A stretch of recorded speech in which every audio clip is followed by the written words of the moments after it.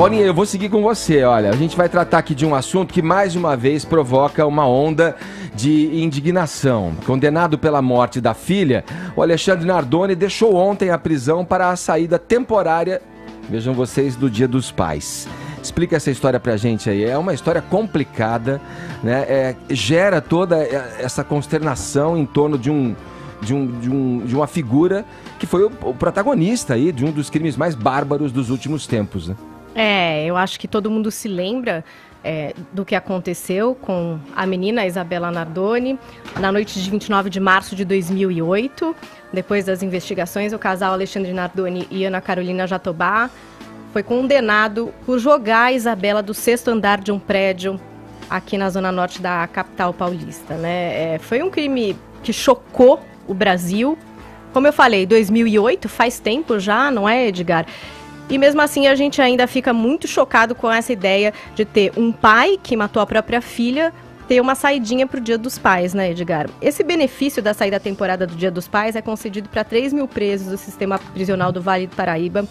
A saída começou na quarta-feira, no caso do Alexandre, ele saiu ontem, né? E a volta começa no dia 3, no caso do 13, no caso do Alexandre, ele volta agora no dia 14, até às 5 da tarde ele tem que voltar. É importante entender que esse benefício, ele só é concedido para quem está em regime semiaberto, que agora é o caso do Alexandre Nardoni, né? Você sabe que ele não estava em sistema semiaberto, mas a partir desse ano, ele passou a estar no semiaberto e a ter direito a essas saidinhas, que são muitas. Existe até um calendário dessas saídas temporárias, que incluem, por exemplo, Páscoa, Dia das Mães, Dia dos Pais, Dia das Crianças, Natal e Ano Novo. Então, esses presos que estão em regime semiaberto têm direito a essas saidinhas. E precisa ter cumprido um sexto da pena. Exatamente. Também, né, isso choca muito, principalmente quando quem cometeu o crime, no caso do Alexandre Nardoni, matou a filha, ou da Suzane von Richthofen, que matou os pais, não é verdade? Saírem nessas datas. Não devia ser aplicado em caso de parricídio ou fratricídio ou coisas do tipo, né? Pelo amor de Deus. Então, tem essa questão. Eu queria saber do Caio o seguinte, porque é um ponto de vista. Você vai fazer algum comentário a mais, Vini? Vou colocar só as reações mais importantes que nós tivemos aí sobre esta notícia, Edgar, como a do presidente Jair Bolsonaro, que pelo Twitter escreveu o seguinte: o caso Isabela, ocorrido em 2008, repercutiu em todo o Brasil. A criança de 5 anos foi jogada pela janela de seu apartamento. Hoje o pai, condenado pelo assassinato, é beneficiado pela saída temporária de Dia dos Pais. Uma grave ofensa contra todos os brasileiros. Lamentável. Então a crítica aí do presidente, que também foi endossada pelo ministro da Justiça, Sérgio Moro, que escreveu o seguinte: tem coisas na legislação brasileira que não dá para entender, como diz o presidente Bolsonaro. Estamos trabalhando para mudar. No projeto de lei anticrime consta a vedação de saídas temporárias da prisão para condenados por crimes hediondos. Sérgio Moro também complementou dizendo que parricidas ou filicidas não deveriam sair da prisão em feriado do Dia dos Pais. É imoral e afeta a confiança das pessoas no império da lei e da justiça. Mas não adianta culpar o juiz, precisa mudar a lei atual.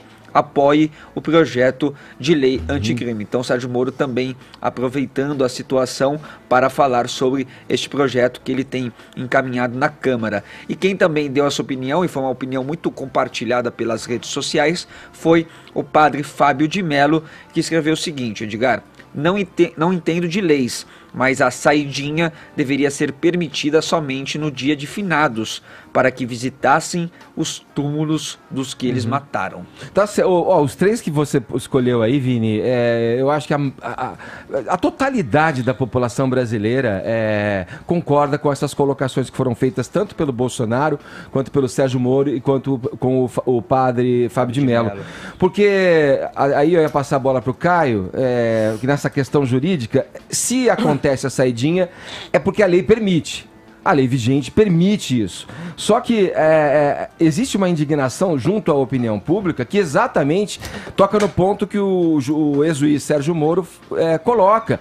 É uma indignação frente a essa distorção, né, dentro do sistema judiciário, que deixa todo mundo indignado. Quando um pai que matou, é o responsável pelo assassinato de uma filha, sai exatamente no dia que se comemora a figura paterna. Pois é, né? Isso daí equivale àquele outro absurdo de nós termos uma condenada como a Suzane von Richthofen saindo na saída temporária de Dia das Mães. Mesma né? coisa. Um absurdo, né? São 5 ocasiões, né? Dia dos Pais, Dia das Mães, Dia das Crianças, olha só, Páscoa e Natal também. Existe também uma grande confusão entre a saída temporária do regime semiaberto e o indulto de Natal, que a gente já tratou aqui no Morning Show, que é um perdão presidencial e ainda mais grave, né? Ele extingue a pena pela misericórdia do chefe do executivo, e fica aqui os cumprimentos ao atual governo por não endossar essa prática do indulto de Natal. Agora, de novo, esse tipo de situação bizarra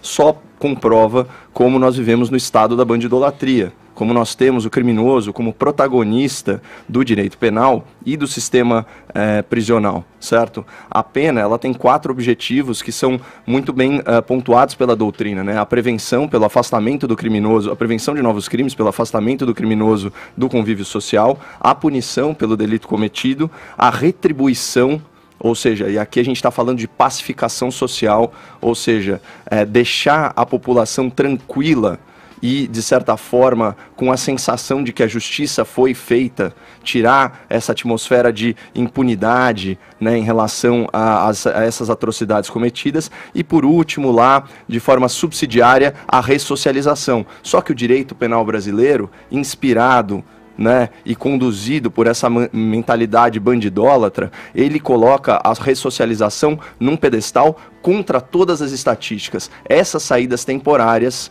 elas acarretam toda vez uma quantidade enorme, não só de fugas, afinal de contas esses criminosos não são monitorados, não há 3.000 tornozeleiras eletrônicas para os egressos, ou vamos dizer, os reeducandos, como eles gostam de chamar. No caso só desse presídio. Só do Vale do Paraíba, só dessa região. Não tem 3.000 tornozeleiras eletrônicas, você confia, né, nos nossos piores, para que eles cumpram a palavra dele e regressem ao sistema semiaberto, né? Essa é a verdade dos fatos, né? E além disso, há um claro aumento no quê? Na prática criminosa, porque eles acabam muitas vezes reincidindo em crimes. Então o Estado brasileiro sabe disso e mesmo assim prioriza esse direito subsidiário de ressocialização ao invés de focar no que realmente interessa, que são as vítimas desses bandidos. Fala maravilhosa, irretocável do padre Fábio de Mello, né? Ele disse aqui, vamos passar o tweet de novo, poxa, o único feriado que eles deviam sair é o de finados, para visitar os túmulos das vítimas, acompanhados dos policiais. Isso vai na mesma linha da fala do presidente Bolsonaro, quando questionado sobre aquela celeuma, aquele massacre lá no presídio de Altamira, quando ele fala assim, olha, vamos perguntar para as vítimas desses bandidos o que elas acham dessa situação. É a mesma coisa, vamos começar a nos colocar no sapato da vítima, pelo amor de Deus. Agora, mais ou menos, né? É a mesma coisa, né? Lá, é na mesma linha. Lá colocar a vítima como protagonista. Lá você tem mortos, metade dos mortos, ou 1/3 dos mortos, presos que não tinham sido julgados ainda, né? Não, mas tem uma questão da seleção brasileira do crime, Edgar. Não tem nenhum bonzinho lá. Você não pode fazer essa simetria. O Nardoni é um cara que cometeu um crime diferente daquelas pessoas que estão lá em Altamira, que você coloca aqui na tua comparação. E lá, 1/3 das pessoas que morreram, isso está em matérias, foi confirmado inclusive pelos administradores penitenciários de lá, as autoridades do local. 1/3 dessas pessoas, elas não tinham sido julgadas ainda, eram presos que esperavam o julgamento. O que há a necessidade de se melhorar a justiça e a lei, porque é de causar indignação mesmo, que bandidos, que caras que cometeram crimes tenham essas prerrogativas de saída nesses dias, é lógico. Quem é que pode não concordar concordar com isso. Todas as falas que nós colocamos, como eu repito, do presidente, do Moro e do padre Fábio de Mello, elas estão em consonância com o desejo da totalidade da população brasileira. É óbvio que a lei é distorcida, mas o que pode mudar? A mudança da lei, que está no pacote anticrime. Vamos lá, vamos submeter a julgamento, a votação, né? Quando chegar a vez desse pacote, que também aí já é uma outra história das prioridades que estão à frente para o Congresso votar, se essa lei se isso vai ser mudado como deseja o ex-juiz Sérgio Moro, né? Não, mas só para fazer uma correção, quando a gente fala em presos provisórios, a gente não fala necessariamente de presos sem julgamento, a gente fala mas que não estão condenados. Sem sentença transitada em julgado. Então, mas que não, ele pode ter sido condenado. Não, ele pode ter sido condenado em primeira instância e ainda aguardar o resultado da sua apelação. Agora, você pode ter certeza, num estado em que pune só 8% dos seus homicidas, na cadeia só vai a Seleção Brasileira do Crime, até porque você tem mecanismos de relaxamento de prisão em flagrante, como é a audiência de custódia. Então, assim, lá não tinha nenhum inocente, que é o mais importante. Não foi o que eu disse. Todo mundo, principalmente os ativistas dos direitos humanos, eles focam só na questão dos bandidos e não das vítimas. Mas isso daí não foi o que eu disse. O que eu disse é que, assim, dos mortos lá, tem presos que não foram julgados ainda, não foram transitados em julgados, e tem presos lá que foram pegos com uma trouxa de maconha, fazendo um aviãozinho aqui e ali. Essa simetria de crimes hediondos e violentos, que no caso do Nardoni, que é a pauta aqui da nossa discussão, ela não encontra morada nesse caso que você está colocando. Eu vou te falar por que ela encontra. Deixa eu só fazer um comentário com relação à frase do Bolsonaro. O Bolsonaro, como presidente da nação, quando emitiu aquela frase, condenável, ao meu ver, porque o que ela quer dizer, aquela frase? Para mim, se botar fogo naquilo lá e queimar todo mundo, ali só tem gente ruim. De fato, tem gente que cometeu ilícitos, tem gente que cometeu crimes hediondos, inclusive, e misturados a essas pessoas que cometeram crimes hediondos, tem essas situações menos importantes dentro do que é considerado no grau de criminalidade. Ou pessoas inocentes respondendo por crimes que não cometeram. Que estão lá e foram mortos também nisso, e que poderiam, em transitado o julgamento, até serem absolvidas. Isso é inegável. Tá, mas vamos colocar Ninguém então tá falando que quem tá lá é gente boa. Tá, e é importante dizer também que direitos humanos são para todos. A prova disso é que muito pouco se fala, porque é muito conveniente dominar narrativas, mas prova disso é que existem, inclusive, ativistas de direitos humanos para defender os direitos de policiais e auxiliar as suas famílias, inclusive. É algo que já foi dito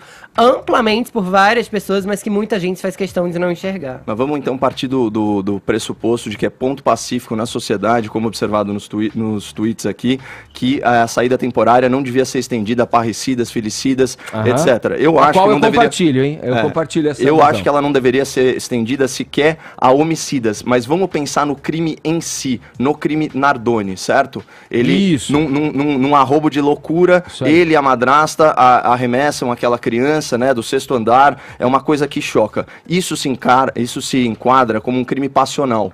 Para a criminologia, o crime passional, do ponto de vista sociológico, ele é o menos importante, porque ele é o que tem a taxa menor de reincidência. Né? O cara teve isso num arrobo de loucura, de paixão, e daí vem o nome, certo? De um destempero, um desequilíbrio absoluto. A chance de um cara como esse Nardoni cometer um homicídio de novo é muito menor do que um homicida, um pistoleiro, esse tipo de coisa. Agora, por que eu tô falando isso? Porque um cara como o Nardoni, ele mata muito menos do que um homicida comum.